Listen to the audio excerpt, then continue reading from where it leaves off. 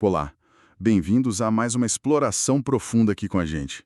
Hoje, nosso foco é numa figura bíblica que, olha, todo mundo conhece a história básica, mas ela é contada em pouquíssimos versículos.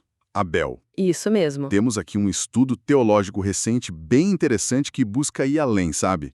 A nossa missão aqui é tentar desvendar um pouco as camadas de significado por trás dessa história, que envolve fé, inveja e o primeiro assassinato. Vamos nessa. Com certeza. Abel ele é fascinante, né? Justamente por essa brevidade na narrativa e, ao mesmo tempo, o impacto gigantesco que ele teve. É verdade. Ele é o segundo filho de Adão e Eva, né? O primeiro pastor de ovelhas, que a Bíblia menciona, e, tragicamente, a primeira vítima de homicídio.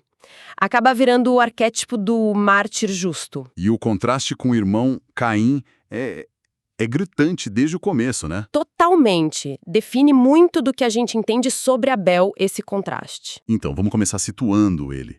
O estudo que a gente está usando, ele ressalta uma coisa importante. Abel nasceu depois da expulsão do Éden. Exato. No mundo já diferente, né? Fora do paraíso. Isso. E enquanto Caim vira agricultor, Abel se torna pastor. Gênesis capítulo 4, versículo 2, menciona o nascimento dele quase de passagem. Bem diferente da atenção que dão para o Caim, o primogênito. Sim, é curioso isso. E tem um detalhe que o estudo aponta, que eu achei bem interessante. Não tem registro de Deus falando diretamente com Abel, Uhum. como fez com Caim, por exemplo.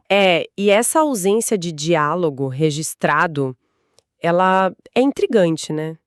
Não quer dizer que não existisse comunicação, óbvio, mas talvez ela acontecesse de outra forma. Como assim? A ação de Abel, sabe? Principalmente a oferta dele.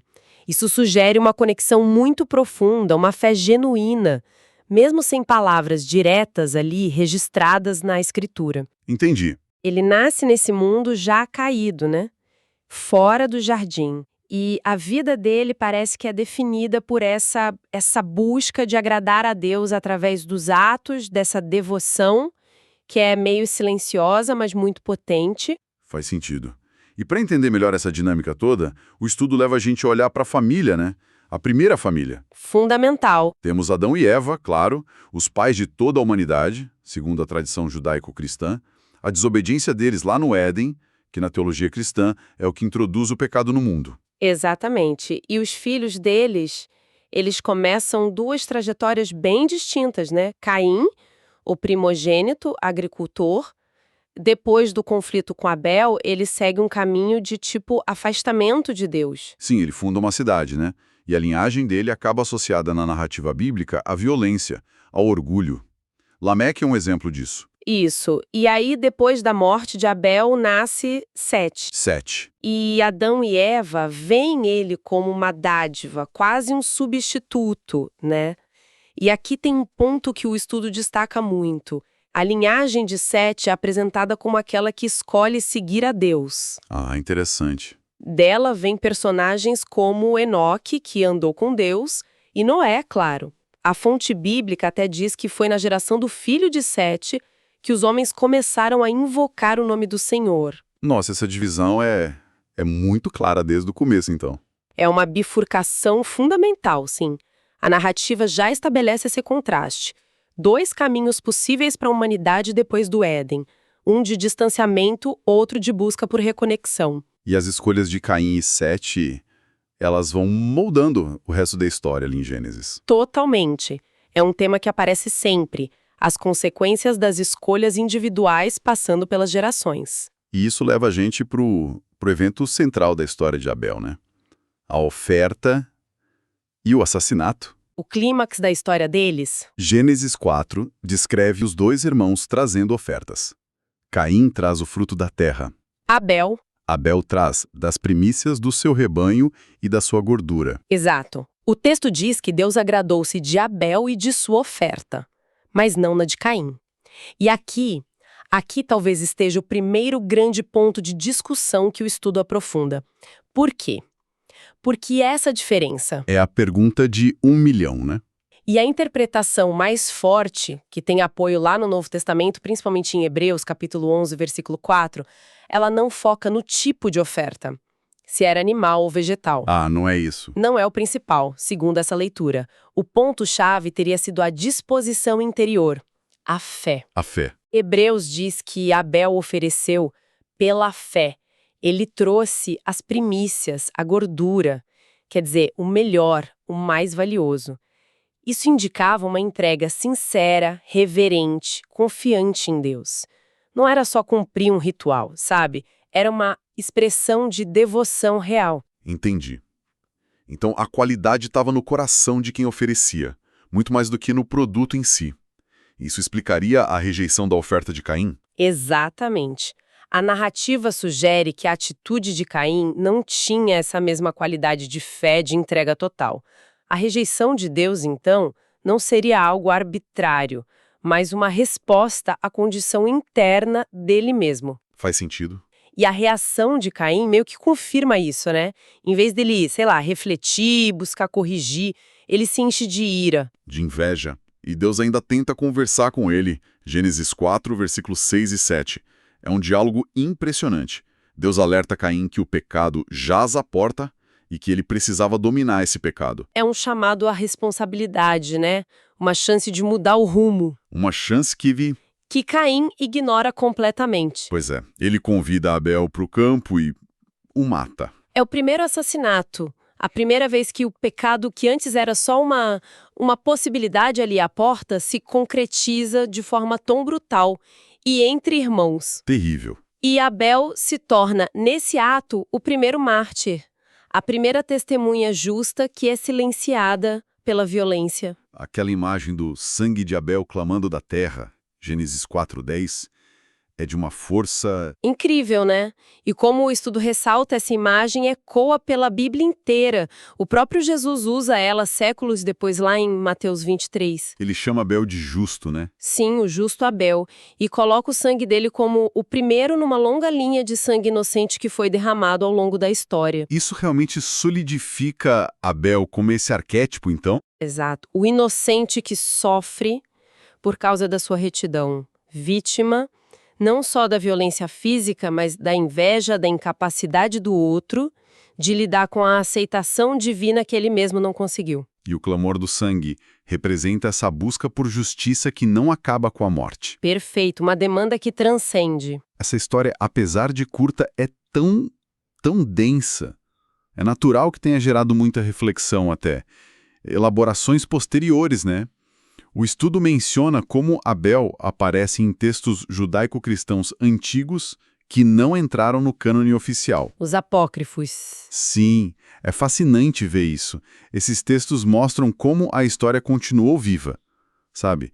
Por exemplo, o livro de Enoque, que é um apócrifo judaico super importante. Já ouvi falar. Ele descreve o espírito de Abel clamando lá do céu, mas não só por justiça para ele, e sim acusando a violência humana de modo geral. Isso leva os anjos a intercederem. Nossa! Que dimensão cósmica! E tem um outro texto, o Testamento de Abraão, que dá um papel para Abel depois da morte que é surpreendente. Ele viraria o juiz das almas no julgamento final. Juiz? Abel a vítima? Exatamente. Olha que inversão poética, né? A vítima da primeira grande injustiça se tornando o árbitro da justiça divina. Que coisa! E eles tentaram explicar mais o motivo do crime também nesses textos, além da inveja da oferta? Algumas tradições tentaram, sim. A Caverna dos Tesouros, que é um texto cristão sírio, introduz uma ideia de disputa por uma irmã gêmea. Ah, é? É. Caim teria cobiçado a irmã gêmea de Abel, que seria a mais bonita, e se recusado a casar com a sua própria gêmea. Isso adicionaria uma motivação mais terrena, né? Cobiça e rivalidade sexual, junto com a inveja espiritual. Entendi. Mostra como tentaram preencher as lacunas da história original. Exato. É um esforço contínuo para entender as profundezas psicológicas e teológicas desse primeiro fratricídio. E a influência do Abel não para no judaísmo e cristianismo, né? O estudo mostra que a história atravessou fronteiras religiosas. Sim, bastante. No islamismo, por exemplo, Abel é conhecido como Abil e Caim é Cabil. Abil e Cabil. Isso. A história está no Alcorão, na Sura 5, e o foco lá é muito na piedade do Abil. Tem uma passagem famosa em que quando o Cabil ameaça ele, Abil diz que não vai levantar a mão contra o irmão porque ele teme a Deus, Alá. Ah, então ele vira um modelo De submissão a Deus, de paciência, até de não violência diante da agressão. A morte dele serve como uma lição muito forte sobre a gravidade do assassinato e existem até locais que são venerados como possível túmulo dele. Interessante. E fora das religiões abraâmicas, tem algo? Tem sim, e com umas visões bem diferentes. No mandeísmo, que é uma religião gnóstica bem antiga, lá do Oriente Médio e que ainda existe hoje. Mandeísmo. Isso. Abel é chamado de Ibilziwa. Só que aqui a transformação é radical. Ele não é uma vítima humana. Não. O que ele é, então? Ele é um ser celestial, poderoso. Uma espécie de emissário da luz que desce ao mundo das trevas para lutar contra o mal e resgatar almas. Nossa, que virada. De pastor assassinado para guerreiro celestial. Exatamente, um contraste gritante, né? Mostra como uma mesma figura pode ser reinterpretada de formas tão diferentes. Totalmente. Cada tradição parece pegar os elementos centrais da história, fé, justiça, sacrifício, rivalidade, e moda eles dentro da sua própria visão de mundo, da sua teologia. A fé drusa também reverencia Abel como uma figura espiritual importante, uma encarnação divina. E o estudo menciona até textos gnósticos, que dão uma origem diferente para ele. Sim, alguns textos como o Apócrifo de João chegam a dizer que ele não era filho de Adão e Eva diretamente, mas de outras entidades cósmicas. Enfim, essas variações todas demonstram o poder e a flexibilidade dessa narrativa primordial. Ela continua falando com as pessoas através dos séculos. Considerando tudo isso, então, como a gente pode resumir o legado de Abel? O que ele representa de mais fundamental, de acordo com o estudo? Olha, o legado principal dele está no simbolismo, né? Ele é um modelo do adorador justo, aquele cuja fé foi reconhecida por Deus. Ele é o primeiro mártir, cuja inocência clama por justiça através dos tempos. E tem também o significado do próprio nome, Revel. Ah, sim. O estudo fala disso. Revel em hebraico. Significa tipo sopro, vapor, algo que passa rápido, né? Exatamente, é o mesmo termo que o livro de Eclesiastes usa para falar da vaidade, da transitoriedade das coisas terrenas. Parece um nome quase profético para alguém que teve uma vida tão curta. É verdade. Quase irônico. Pois é, o nome ecoa essa brevidade da vida dele na Terra. Mas, e aqui está a beleza do paradoxo que a tradição, especialmente o livro de Hebreus, lá no capítulo 11, enxerga. Qual? Apesar dessa vida sopro, a fé dele teve impacto eterno. Hebreus diz, pela fé Abel ofereceu, pela qual obteve testemunho de que era justo, e por meio dela, mesmo depois de morto, ainda fala. Ainda fala que forte isso. É muito forte. A fé deu permanência ao que era, por natureza, transitório. E parece que ele continua falando mesmo, até na cultura pop, né? O estudo cataloga umas referências bem inesperadas às vezes. Sim, é impressionante como essa história ressoa até hoje. No cinema a gente teve desde aquela representação super séria do Franco Nero, lá no filme A Bíblia, de 66, Lembro dessa versão. até a paródia com o Paul Rudd no filme Ano 1, de 2009. Na TV tem uma animação Has Been Hotel, que parece que vai ter o Abel como personagem na próxima temporada. E nos quadrinhos, aquela versão do Neil Gaiman em Sandman é clássica. Icônica. Caim e Abel vivendo lá no sonhar, presos num ciclo eterno de assassinato e ressurreição. Uma metáfora poderosa. E tem música também, né? Você mencionou. Sim, o Liam Gallagher, ex-Ozzy, tem uma música chamada Guess God Thinks I'm Able, e a banda Avenged Sevenfold. Ah, o nome. Vingado 7 vezes. Exato. O nome da banda é uma referência direta à maldição que Deus coloca sobre Caim, depois do assassinato, para ninguém matá-lo. Caramba!